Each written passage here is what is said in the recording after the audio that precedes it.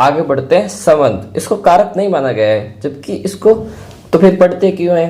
तो पढ़ते इसलिए है क्योंकि विभक्ति स्वरूप के कारण षष्ठी विभक्ति आती है, तो इस कारण से अपन इस संबंध को पढ़ते हैं। बाकी इसको कारक के अंतर्गत संस्कृत में काउंट नहीं किया गया है, हिंदी के अंतर्गत इसको कारक के अंतर्गत काउंट किया गया है।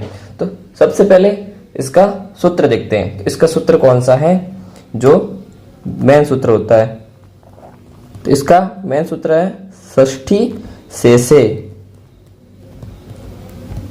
षष्ठी शेषे ये इसका मेन सूत्र है। अब ये सूत्र कहता क्या है? ये सूत्र कहता है कि स्वयं का और अपने का संबंध, स्व या स्वामी का संबंध जो दिखाया जाता है ना, तो उस संबंध दिखाने के अंदर है वो षष्ठी विभक्ति का प्रयोग होता है। तो ये सूत्र में कैसे पता चल रहा है? तो सूत्र में देखो लिखा हुआ है शेषे। शेषे का अर्थ होता है स्व और स्वामी का संबंध। शेषे का अर्थ क्या होता है? स्व और स्वामी का संबंध।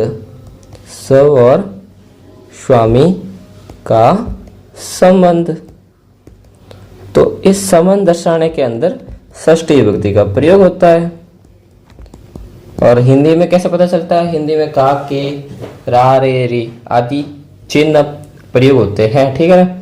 तो इसमें कौन सी विभक्ति हो गई? षष्ठी विभक्ति का प्रयोग होता है। अब अपन इसका एक उदाहरण देख लेते हैं जिससे आपको अच्छे से और क्लियर हो जाए। तो उदाहरण क्या है? राम दशरथस्य पुत्र आसीत। राम किसका पुत्र है? दशरथ का।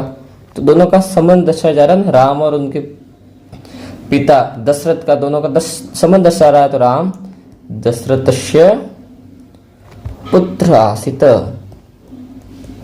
पुत्र आसीत, ठीक है ना। ये हो गया। अब हिंदी अर्थ तो बताइए, राम दशरथ का पुत्र है, ठीक है। फिर अपन देखते हैं इसका दूसरा सूत्र। छोटे छोटे सूत्र है, देखते जाओ और समझते जाओ। षष्ठी हेतु प्रयोगे। इस सूत्र में भी साफ दिख रहा है कि किस लिए यहाँ पे षष्ठी विभक्ति का प्रयोग हो रहा है। तो इसमें आ रहा है हेतु। हेतु यानी किसी कारण से। तो मतलब हेतु शब्द में किसी, हेतु का अर्थ होता है कारण। हेतु शब्द का प्रयोग करने पर जो कारणवाचक शब्द होता है ना, किस कारण से वह रह रहा है या किस कारण से वो कुछ कर रहा है, तो कारणवाचक शब्द के अंदर है वो षष्ठी विभक्ति का प्रयोग होता है। तो ठीक है ना। इसका उदाहरण देखते हैं तब समझ में आ जाएगा। उदाहरण क्या है कि स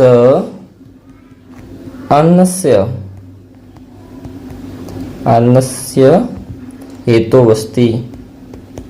तो हेतु के अंदर भी षष्ठी विभक्ति ही आएगी। हेतुवस्ति तो अन्न में आइए। तो वो क्या है? वह अन्न के लिए रहता है। वह अन्न के लिए रहता है या वह अन्न के कारण रहता है। तो हेतु का मतलब कारण ही होता है। और आप हेतु को अच्छे से पढ़ोगे पदार्थ विज्ञान में, ठीक है ना। मेनली तो हेतु वहां आता है, अन्न के कारण रहता है, ठीक है। अब देखते हैं इसका अगला सूत्र। अगला सूत्र क्या है? षष्ठ्य अर्थसर्थ प्रत्ययने। प्रत्ययेन। षष्ठ्यर्थ प्रत्ययेन। ये सूत्र क्या कहता है? तो ये सूत्र बताता है दिशावाचक शब्दों के अंदर। दिशावाचक मतलब अपन बोलते हैं ना कि राम का घर है वो श्याम के घर के सामने है, या विद्यालय के सामने मंदिर है तो के सामने या उसके पास वो है। तो ऐसे दिशावाचक शब्दों के अंदर है वो षष्ठी विभक्ति का प्रयोग होता है। तो यहाँ मैं एक शॉर्ट में लिख देता हूँ, दिशावाची से साथ संबंध दर्शा रहा है। उसके के का, उसके घर के पास वो है, उसके घर के पास वो है, ऐसे करके राम विद्यालय के समीप वो है, समीप, दूर आदि के रूप में संबंध दर्शाने के लिए इसका प्रयोग होता है। तो यहाँ पे हम उदाहरण देखते हैं। तो उदाहरण से आपको क्लियर हो जाएगा ये सूत्र, ठीक है। कि नगरस्य दक्षिणतः देवालय अस्ति। नगरस्य दक्षिणतः देवालय अस्ति, ठीक है ना। तो दिशा दर्शा रहा ना इसके अंदर। हिंदी अर्थ क्या हुआ कि नगर के दक्षिण में मंदिर है, दक्षिण दिशा में, दिशावाचक हो गया। नगर के दक्षिण की ओर मंदिर है। ठीक है, मंदिर है, ये हो गया। ठीक है, फिर एक और देख लेते हैं उदाहरण यहाँ पे। भूमिया अधः जलम अस्ति। भूमिया अधः जलम अस्ति। भूमि के नीचे की ओर जल है। भूमिया के अंदर षष्ठी विभक्ति आ गई, इसके अंदर किसमें आ गई? नगरस्य के अंदर। ठीक है ना, भूमिया अधः जलम अस्ति। ठीक है, ये हो गया कि भूमि के नीचे की ओर जल है। फिर अपन देखते हैं इसका अगला सूत्र। अगला सूत्र क्या कहता है? अगला सूत्र कहता है दूर अनंति कर्म दूरांति कारते षष्ठे अनंतर श्याम। षष्ठ्य अनंतर श्याम। षष्ठ्य अनंतर श्याम। ये सूत्र क्या कहता है? ये सूत्र कहता है दूर, अनंत का अर्थ होता है समीप। इन शब्दों के योग में वो षष्ठी विभक्ति का प्रयोग होता है। किन किन शब्दों के योग में? दूर का मतलब दूर होता है एंड समीप, अनंति का अर्थ समीप। तो इन शब्दों के योग में, मतलब क्या लिख देते हैं? समीप के अर्थ के योग में षष्ठी विभक्ति का प्रयोग होता है। ठीक है ना, अब इसका उदाहरण देखते हैं अपन। ठीक है ना, इसका उदाहरण, तो उदाहरण क्या हो जाएगा कि गृहस्य निकटम पुस्तकालय अस्ति। गृहस्य निकटम पुस्तकालय अस्ति। ठीक है, तो क्या अर्थ हुआ? घर के निकट मतलब समीप पुस्तकालय है। तो एक और ले लेते दूर का भी एग्जाम्पल। कूपः ग्रामस्य दूरम अस्ति। कूप है मतलब कुआं है, वो गांव से दूर है। दूरम अस्ति। ठीक है ना, ये हो गया। तो गृहस्य और ग्रामस्य दोनों में षष्ठी विभक्ति का प्रयोग हुआ है। फिर अपन नेक्स्ट सूत्र की बात करते हैं। तो इसका नेक्स्ट सूत्र क्या है? अधिक अर्थ देयसाम कर्मणि। एक सेकेंड। अधिक अर्थ देयसाम कर्मणि। ठीक है, ये हो गया। तो इसमें क्या आ रहा है? अधि उपसर्ग आ रहा है। ठीक है ना, ये रहा अधि उपसर्ग आ रहा है। ई धातु आई है, तभी तो ये देखो, यहाँ मैं को तोड़ के दिखाता हूँ। अधि उपसर्ग प्लस ई धातु आ गई ना, तो ये ई धातु हो गई। ई धातु, और ई धातु का अर्थ क्या होता है पता है? ई धातु का अर्थ होता है स्मरण करना। ई धातु का अर्थ होता है स्मरण करना, स्मरण अर्थ में। ठीक है ना, तो इन की अधि और ई धातु, इनका अर्थ हो गया स्मरण। ठीक है, तो इन धातु के साथ अपन क्या लगाते हैं? षष्ठी विभक्ति का प्रयोग करते हैं। तो कर्म में षष्ठी विभक्ति का प्रयोग करते हैं। उदाहरण देखते हैं, तब अपने को समझ में आएगा कि भक्त ईश्वर से स्मृति मतलब याद करता है। भक्त है वो ईश्वर को स्मरण करता है। भक्त ईश्वरस्य, एक तो ये ईश्वरस्य स्मृति। ठीक है ना, तो ये हो गया भक्त ईश्वरस्य स्मृति। भक्त है वो ईश्वर का स्मरण करता है। फिर अपन देखते हैं इसका अगला सूत्र। वो सूत्र क्या कहता है? दिवस्त अर्थस्य।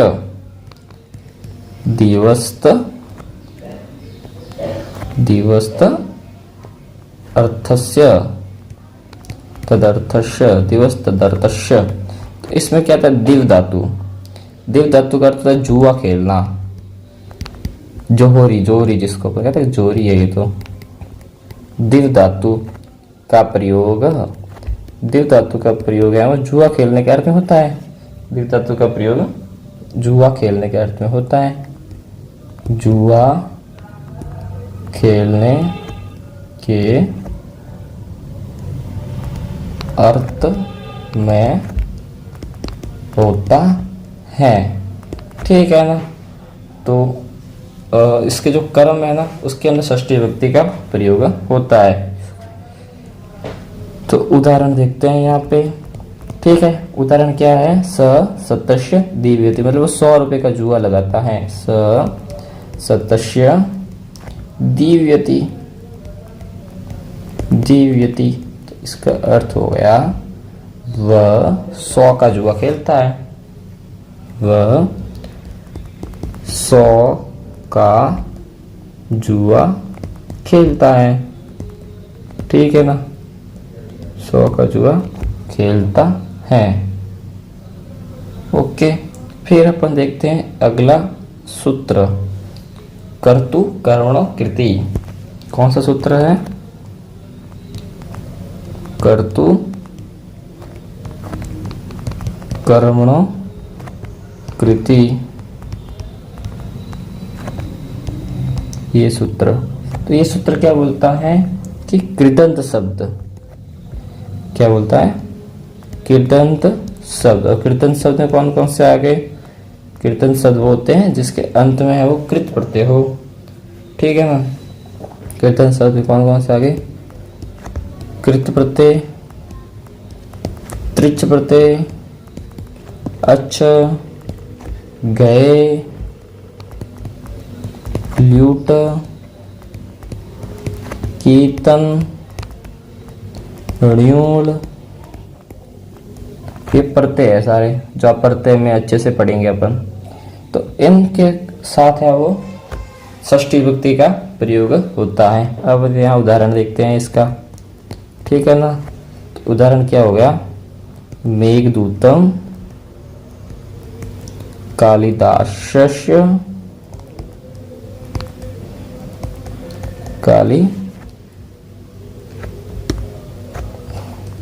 कालिदासस्य कृति अस्ति।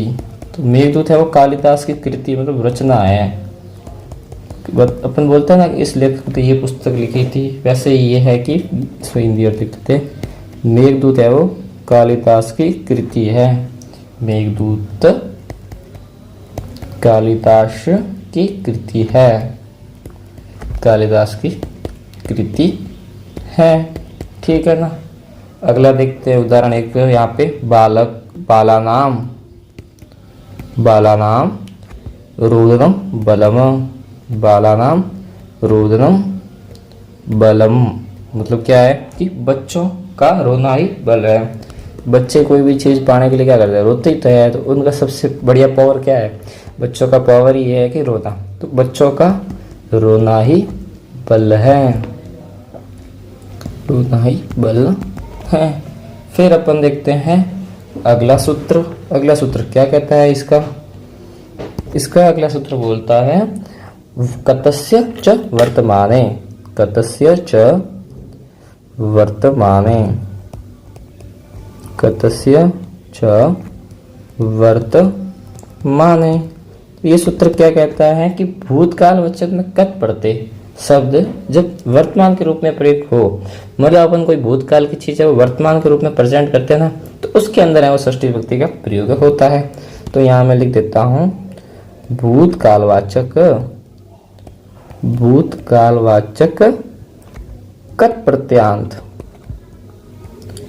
कर्त प्रत्यांत शब्द जब वर्तमान के रूप में प्रयुक्त हो, शब्द जब वर्तमान के रूप में प्रयुक्त हो, वर्तमान के रूप में प्रयुक्त हो, तो उसके अंदर अपन है वो षष्ठी विभक्ति का प्रयोग करते हैं। ओ ठीक है ना। तो यहाँ अपन इसका उदाहरण देखते हैं। तो उदाहरण क्या है इसका? अहम एव, अहम एव मतो महीपते। अब आप बोलोगे षष्ठी विभक्ति कहाँ लगी है? दिख ही नहीं रही है, मतों के अंदर। ठीक है ना, मतो महीपते। ठीक है, इसका हिंदी अर्थ क्या होता है? राजा मुझे ही मानते हैं, राजा मुझे ही मानते हैं। तो भूतकाल में वो राजा रहा होगा, पर अब ये वर्तमान में बता रहा कि राजा तो मुझे ही मानते हैं ना। तो ये चीज है इस सूत्र के अकॉर्डिंग षष्ठी विभक्ति का प्रयोग उसमें होता है जिसमें भूतकालवचन को अपन कत प्रत्यय के रूप में वर्तमान के रूप में प्रयोग करते हैं, तब इसका अंदर षष्ठी विभक्ति का प्रयोग होता है। ठीक है, फिर अपन देखते हैं एक बढ़िया सूत्र जिसमें दो विभक्ति का प्रयोग करते हैं, जो आपने पहले भी पढ़ा है कि लास्ट लेक्चरों में। ठीक है ना, तो वो सूत्र क्या है वो देखते हैं। तुल्यार्थानाम अभ्यासाम तृतीयान अनंतरियम। क्या है? तुल्यार्थेर तुलो उपावाम भ्याम तुलो उपाभ्याम तुलोपाभ्याम तृतीया अनंतरस्य तृतीया अनंतरस्य तृतीयान अन्यतरस्य अन्यतरस्य। ठीक है ना, ये सूत्र क्या कहता है कि तुलनावाची शब्दों में, ये सूत्र तुल्य तो मतलब तुलनावाची शब्दों में, तुलनावाची शब्दों के योग में, तुलनावाची शब्दों के योग में दो विभक्ति का प्रयोग होता है के योग में। एक तो अपन तृतीय विभक्ति का प्रयोग जो अपने प्रीवियस लेक्चर में देखा आपने विभक्ति, एंड एक अभी जो विभक्ति पढ़ रहे हैं षष्ठी विभक्ति, दोनों का प्रयोग होता है।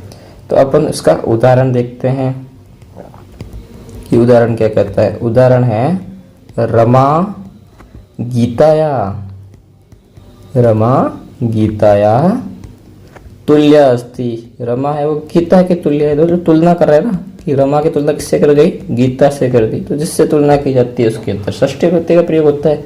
इसका इंडिया अर्थ अपन देख लेते हैं। रमा गीता के समान है, रमा गीता के समान है। ठीक है, एक और तुलना का अपन देख लेते हैं उदाहरण। ठीक है, सत्यस्य सत्य सत्यस्य या फिर तृतीय विभक्ति का प्रयोग करते हैं सत्येन। ठीक है ना, तुल्यम तपः अस्ति, तुल्यम तपः नास्ति। ठीक है ना, तो इसका मतलब क्या हुआ कि सत्य के समान तप नहीं है। तो इसमें षष्ठी विभक्ति और तृतीय विभक्ति दो विभक्ति का प्रयोग होता है। ठीक है ना, ये हो गया अपना संबंध कारक षष्ठी विभक्ति कंप्लीट होती है। यहाँ पे मैन अपने सारे सूत्र यहाँ पे लिख दिए हैं, और अपन नेक्स्ट लेक्चर में अपन लास्ट कारक अपना संबंध पढ़ लिया है। संबंध के बाद अधिकरण कारक, अधिकरण कारक के बारे में अपन अच्छे से डिस्कशन अगले लेक्चर में करते हैं।